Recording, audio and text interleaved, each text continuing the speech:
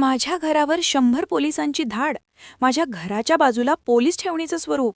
माझ्या घरावर भाजपच्या आमदारांनी पोलिसांकडून 100च्या वर पोलीस घेऊन मोठी धाड टाकल्याचा गंभीर आरोप शिवसेना शिंदे गटाचे आमदार संतोष बांगर यांनी केलाय. आणि हा आरोप केलाय भाजपचे आमदार तानाजी मुटकुळे यांच्यावर.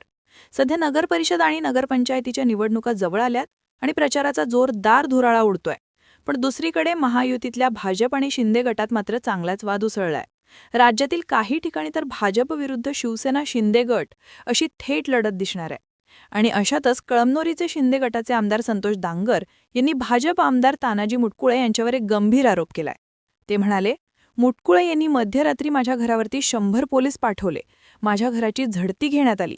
मध्यरात्री त्यांच्या घरी तब्बल 100 पोलिसांनी धाड टाकली असा दावा त्यांनी केला. घराची झाडाझडती घेतली, कपाट, कपडे, फ्रीजमधील सामान सगळं बाहेर काढून ठेवलं असं त्यांनी सांगितलं.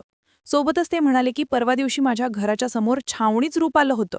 मी घराच्या समोरून खिडकी उघडून बघतोय तर खाली पोलिसवालेत. मी त्यांना विचारलं तर ते म्हणाले, आम्हाला पंचनामा करायला सांगितलाय, आम्हाला आदेश आहेत. शिवाय त्यांच्या नातेवाईकांनाही त्रास दिला जात असल्याचा आरोप त्यांनी केला. हे सगळं घडत असताना 28 नोव्हेंबरला हिंगोलीत मुख्यमंत्री देवेंद्र फडणवीस यांची सभा होणार आहे. त्याआधी बांगरयांनी हा धक्कादायक आरोप केल्याने चर्चा रंगली आहे. कळमनुरीला बांगर यांनी भाजप विरोधात शिंदे गटाचा स्वतंत्र उमेदवार उभा केलाय. बांगर म्हणाले, पोलीस प्रशासनावर दबाव टाकून असं राजकीय सुळाचं राजकारण सुरू आहे. हे लोकशाहीला घातक आहे. काही दिवसांपूर्वी भाजप आमदार तानाजी मुटकुळे यांनी बांगर अवैध धंदे करतात असा आरोप केला होता. तसंच हिंगणी पोलीस त्यांना पाठीशी घालतात असंही ते म्हणाले होते. त्यानंतर पोलिसांनी बांगर यांच्या वंजारवाडा येथील घरावर छापा टाकला आणि त्यामुळे त्या कारवाईच्या टायमिंगबद्दल जोरदार चर्चा सुरू आहे. त्यामुळे हे प्रकरण युतीमधल्या दोन्ही पक्षांच्या संबंधासाठी घातक मानलं जातंय. म्हणजे राज्यात दोन्ही पक्ष एकत्र काम करतायत, मात्र स्थानिक पातळीवरती त्यांच्यामधील ताणतणाव आपल्याला वारंवार पाहायला मिळतोय.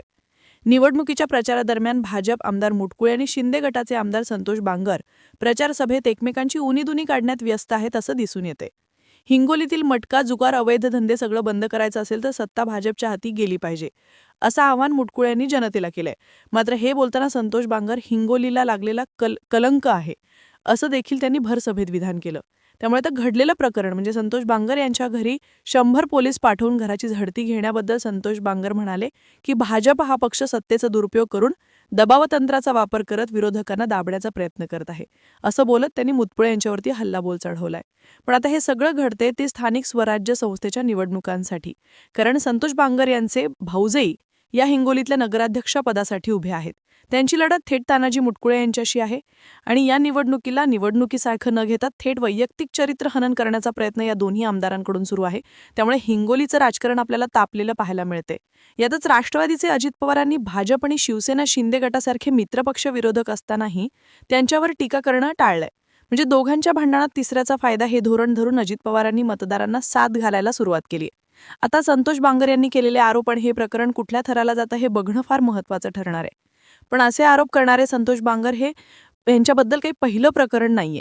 आपल्याला माहितीच असेल की याआधी सुद्धा संतोष बांगर यांच्या अनेक प्रकरणामध्ये त्यांचं नाव पुढे आलं होतं. त्यामुळे संतोष बांगर कोण आहेत आणि आत्तापर्यंत त्यांची वादग्रस्त कारकीर्द कशी राहिली, किती वादग्रस्त प्रकरणांमध्ये त्यांचं नाव पुढे आलं, याबद्दल पण आपण थोडं जाणून घेऊयात. संतोष लक्ष्मणराव बांगर हे कळमनुरी विधानसभा मतदारसंघातून महाराष्ट्र विधानसभेत दुसऱ्यांदा आमदार म्हणून काम करणारे नेते आहेत. हे हिंगोली जिल्ह्यात शिवसेना शिंदे गटाचं प्रतिनिधित्व करतात. 2017मध्ये त्यांना शिवसेना हिंगोली जिल्हाध्यक्ष म्हणून नियुक्त करण्यात आले होते आणि 2019मध्ये ते महाराष्ट्र विधानसभेवर निवडून आले. आणि आता दुसऱ्यांदा त्यांनी 2024च्या विधानसभा निवडणुकीत 34,000 मतांनी विजय मिळवलाय. हेच संतोष बांगर शिवसेना शिंदे गटाचे वादग्रस्त शिलेधार म्हणून देखील ओळखले जातात. कारण कधी एखाद्यावर थेट मारहाण तर कधी अजबगजब विधाने. याच कारणामुळे त्यांची राजकीय शैली, व्यवसाय, याच्यावर झालेली जन्मठेपेची शिक्षा आणि अजून कितीतरी गोष्टी या सगळ्यांची चर्चा होत असते. आता आपण बोलूयात संतोष बांगर यांच्या काही वैयक्तिक महत्त्वाच्या गोष्टींबद्दल. तर संतोष बांगर यांचे 2 भाऊ आहेत. मोठे भाऊ रत्नाकर हे व्यवसाय बघतात, तर श्रीराम बांगर हिंगोलीचे नगरसेवक आहेत. पण संतोष बांगर यांची राजकीय वाटचाल ही आधीपासूनच वादग्रस्त होती. एकेकाळी त्यांच्या विरोधात 302चा गुन्हा दाखल झाला होता. म्हणजे एका वृद्ध शेतकऱ्याच्या खुनाचा आरोप केला जात होता. 6 महिन्याहून अधिक काळ त्यांना जेलमध्ये राहावं लागलं. या प्रकरणामुळे शिवसेनेने त्यांना पदावरून काढून टाकलं. थेट हायकोर्टात धाव घेतली. कोर्टाने त्यांना निर्दोष मुक्त केलं.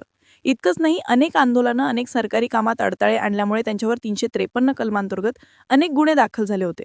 कोरोना काळातही स्वतःची लाखोंची एफडी मोडून संतोष बांगर यांनी रुग्णांना इंजेक्शन पुरवले होते, असं त्यांच्या समर्थकांचं म्हणणं आहे. एका आरटीओ अधिकाऱ्याला फोनवरून बोलताना त्यांनी शिवीगाळ केली. विधानसभा निवडणुकीच्या प्रचारादरम्यान त्यांनी विद्यार्थ्यांशी संवाद साधताना वादग्रस्त विधानं केली होती. अशा अनेक प्रकरणामुळे त्यांचं व्यक्तिमत्व वादग्रस्त ठरवण्यात आलं. मध्यंतरी कावड यात्रेच्या दरम्यान देखील संतोष बांगर यांची प्रचंड चर्चा झाली. आणि आता तानाजी मुटकुळे यांच्या विरोधात केलेल्या आरोपांमुळे हे प्रकरण किती लांबवर जाईल आणि याचा निवडणुकीवर काय परिणाम होईल हे बघणं फार महत्त्वाचं ठरेल. त्यांचं वादग्रस्त व्यक्तिमत्व, त्यांचं उघडपणे सरकारला केलेल्या मागण्या, कावड यात्रेतील त्यांचे योगदान, या सगळ्याबद्दल तुमचं मत काय? कमेंट करून नक्की सांगा. आणि अशाच रोजच्या घडामोडींसाठी ब्रेकिंग महाराष्ट्र न्यूज नक्की सबस्क्राईब करा.